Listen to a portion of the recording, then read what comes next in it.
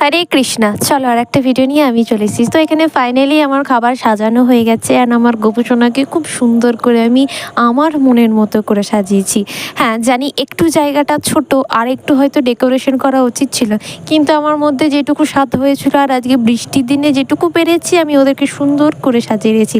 আচ্ছা, আমার গোপুসোনাদেরকে কেমন লাগছে তোমরা কিন্তু জানিও। তো আজ গপুকে অনেকে অনেক ভালো প্রসাদ দেবে জানি, আমি তা বিন্দুমাত্র করতে পারিনি। আমাদের সাধ্য মতো যতটুকু পেরেছি আয়োজন করেছি, তবে যেটুকু করেছি ভালোবেসে করেছি, যেটা ভগবানের সব থেকে প্রিয়। তা না হলে শুধু আমার চোখের জলে ভেজা চিড়ে খেত না। তাই ভক্তিটাই আসল, যতই তুমি রং দিয়ে সাজাও না কেন। আজকে মনের মতো করে আসল ফুল দিয়েই আমি ওদেরকে সাজিয়েছি। হ্যাঁ, এখানে আর্টিফিশিয়াল ফুল দিয়ে আমি সাজাতে পারতাম, কিন্তু আমার মনে হয় যেন আর্টিফিশিয়ালের থেকে আসল ফুলের সৌরভটা একটু বেশি সুন্দর। তাই আজকে সুন্দর